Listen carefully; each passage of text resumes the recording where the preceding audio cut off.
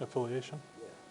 My name is Terry Morgan. I'm the senior chaplain for the Placer County Law Enforcement Chaplaincy in Placer County, California. How long have you been a chaplain? Been a chaplain for 12 years, 8 years in Sacramento and 4 years in Placer County. Been in ministry for 25 years. Tell me the type of person that's a good chaplain and the difference that you see between the chaplain and a minister or... Pastor or priest. There's several things that make a good chaplain. A chaplain has to be strong but gentle. Officers will tend to try to intimidate a chaplain, especially when they're first getting to know you. So you have to be strong enough to be able to take that, have a thick skin, but at the same time you have to be gentle and tender and caring for the officer. One of the major differences, a pastor or a priest is paid to speak, basically, to preach and do Sunday services. A chaplain, on the other hand, is probably 90% listening versus a pastor or a priest is 90% speaking. That's a couple of the big differences. Most pastors don't get in seminary what a chaplain gets as far as grief counseling, working with victims, taking care of people that are having the very worst times of their entire lives. I've often seen it, and it's no slight to pastors, but I've seen pastors come into a scene where someone has died, and it's one of their parishioners. They want to come in, say a quick prayer, and get out of there. They don't know what to do or what to say, or it's very uncomfortable for them. And oftentimes I've had to take the pastor, put my arm around their shoulders and give them a quick 30-second or a minute idea of what they should be doing and give them instruction on what to do to take care of their own parishioners in these kind of critical incidents. You said that police officers tend to be, but can be intimidating. Mm-hmm. You mean when you're trying to counsel them, or when you're doing right? What was your experience there? Most officers, if we look at a rookie cop comes out of academy and goes with a field training officer. This rookie cop won't be accepted by other officers until there's something called paying your dues. Until you pay your dues, this rookie cop won't be accepted. They have to respond to a violent call as backup or be involved in some kind of a call where other officers can see what they're made of. In the same way, a chaplain has to pay their dues. They're not just accepted just because they say, I'm a chaplain. They have to have experiences or show that they have a level head, they have a cool head. They're not going to run away or do something to embarrass the department or the officer. The officer needs to know that they can depend on that chaplain and trust them.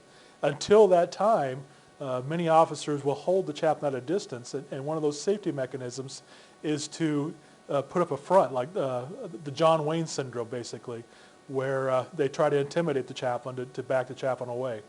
And the chaplain has to be tough enough to take that, and as I mentioned, have tough skin to where it doesn't affect them, and then still come alongside that officer and be gentle and caring to that officer.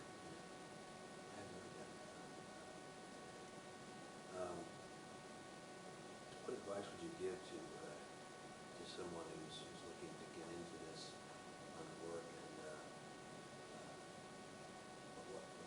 what mistake did you make that you would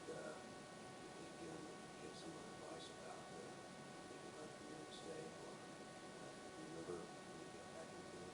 Oh, I'm sure I've made lots of mistakes. Yeah. If I had to give a piece of advice, as a Christian chaplain, coming from my faith, I believe that God gives us callings and he also gives us gifts. I've been called to be a law enforcement chaplain. God has given me gifts to work with officers. When I get to heaven, my hope is that when I stand before God and God says, what gifts do you have? I'll be able to tell him or say to God that I don't have any gifts because I used all of them here on earth. I used them all up and didn't hold anything back. Stay right there. Okay.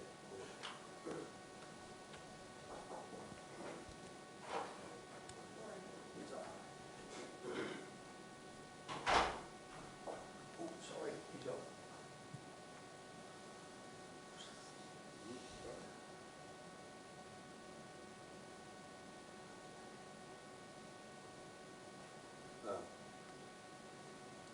Kind of along that same vein, there is a show on television currently.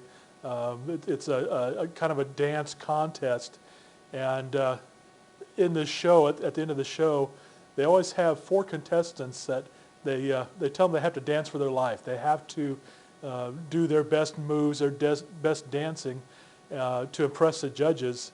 And 2 of the dancers, get to stay. 2 of them have to go.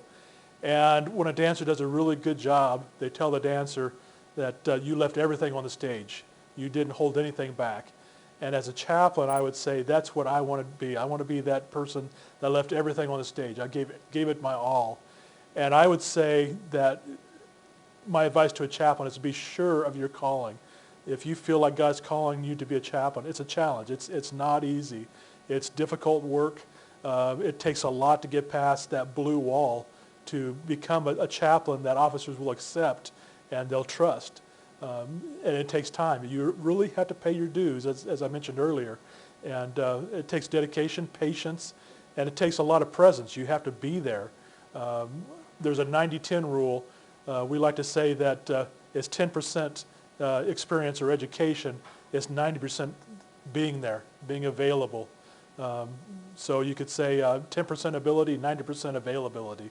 All the degrees in the world won't help you if you're not available for the officers and if you're not there. When you have to talk to an officer, is there a way that you've gone about it that is most effective? I mean, I would think that if you pull them into your office would be probably a pretty tough way to do it. Is there a way that you approach them, or so they don't see chaplains coming at you that needs counseling? Most of the time, we're on the officer's turf. In other words, we're in their office. Their patrol car is their office.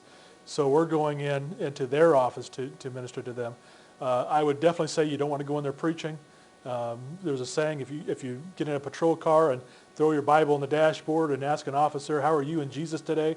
You're probably going to find yourself on a curb somewhere with your thumb out looking for a ride home. It's definitely a ministry of presence more than pressure. Being there with the officer, riding with them. One thing that I would say is most officers don't get a lot of pats on the back.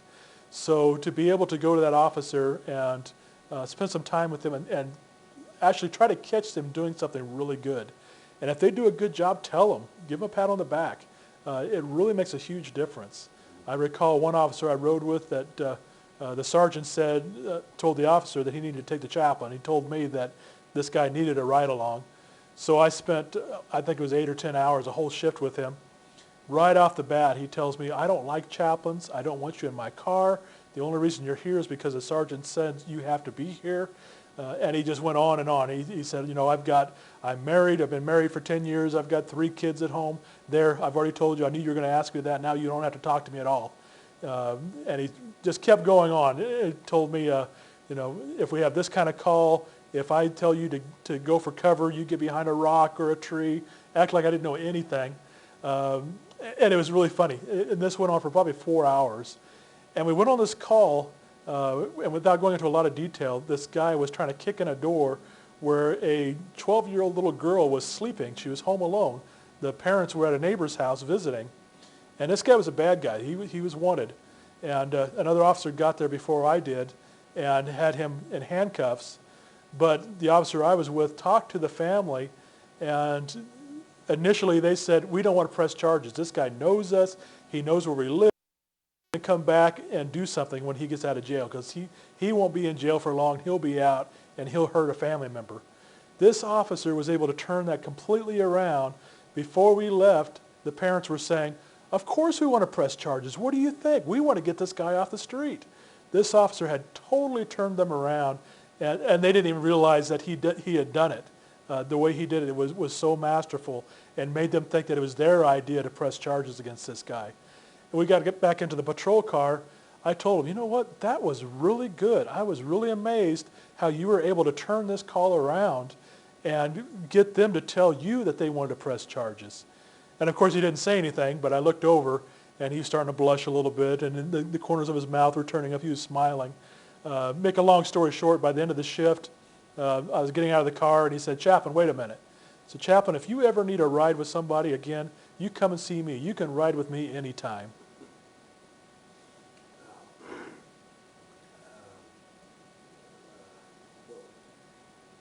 What was the toughest call that you've ever been on? There have been some tough ones. There was one that was a multiple suicide, and I was called to go to the hospital. This man had killed his whole family and then himself. There was a 5-year-old boy that hadn't died right away. And not to be gruesome, but he had been shot through the temple. A bullet went in one temple and out the other. And they had asked me to stay with the officer that was with this little boy. In case the little boy regained consciousness, the officer had to stay there and get any kind of report of what he said. While I was there, and this was probably 2 hours, I talked with the officer, and he talked about his own children being similar age. And this old crusty sergeant came in and told me, "Chaplain, I want you to stay right here by this boy. You keep your hand on him, let him know that you're there." And I talked with the little boy and was there with him as the doctors are trying to save this little boy's life. But at one point, for just a second, I allowed my mind to wander. And I thought, gee, this little boy is about the same size and has the same build as my nephew. And it was almost like the old black and white movies where you see Lon Chaney turn into the Wolf Man. In my eyes, his face literally changed. And this was no longer a stranger anymore. That was my nephew laying on that gurney. And it just felt like someone just hauled off and kicked me in the stomach as hard as they could. It was very difficult to deal with. After a couple of hours, the little boy passed away. I worked with the family. And as I'm leaving the hospital, another chaplain came in and said, "I need you to go work with the family of the father, the one that did all the killing." And I think it's probably the only time I've ever said no to a call. I just absolutely could not do it. I was going to ask that question to several people today, and I didn't, you know, I felt like every one of them would have answered the question, no, I never refused to do it.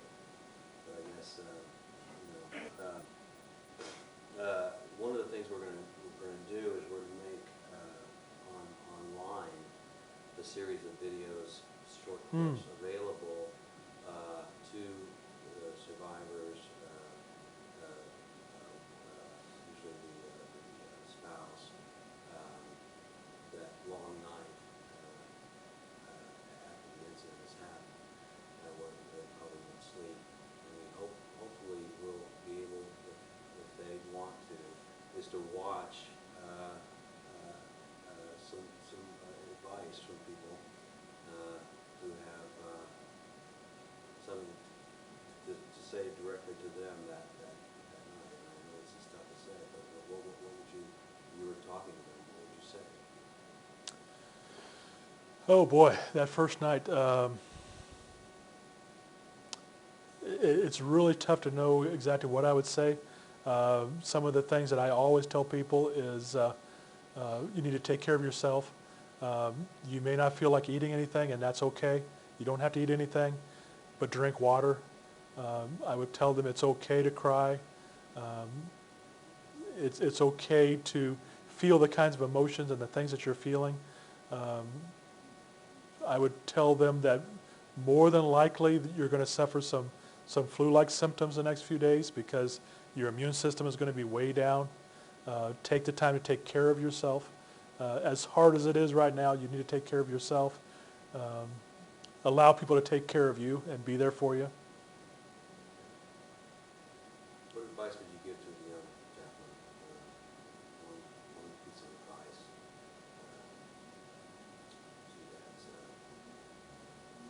To that family or that person? No, to the young chaplain who was just coming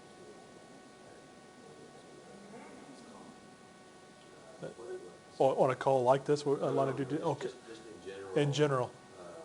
What piece of advice would you give them? One piece of advice. If I had to give them one piece of advice, I could probably sum it up in one sentence: be sure of your calling. Um, I've known a lot of people that have gone into chaplaincy and weren't called to it. They just thought it sounded like an interesting thing to do, or something fun. Seriously, it really is kind of the Indiana Jones ministry. I mean, it's the adrenaline, the excitement. You're doing things outside of the church where quite honestly the church can't go. You go beyond the crime scene tape to the families and to the officers and taking care of these people. But be sure of your calling. Be sure that God really is calling you to this, because it is tough ministry, and it's real easy to get hurt in this kind of ministry. Thank you. Everything you said was unique. I mean, I hadn't heard any facet of what you talked about today from anybody you could talk to. Oh, thank you. I really appreciate it. Oh, absolutely. Very, Absolutely. Very unique perspective from the other officers who are here. And I wouldn't have thought that from, because we talk to people from big cities and so forth, and I think of California as being some of the aspects you're talking about. Thank you. Appreciate Yeah, absolutely. Thank you. I appreciate the opportunity. If you have a business card, if you can get it from me. Sure. And Sure. if you have any photographs at all that are in digital or online, or Uh-huh. of what you do, or anything that you could insert over what you were talking about. Okay. We'll be in touch. And On my website, there's some pictures. okay. I'll probably need to get some hard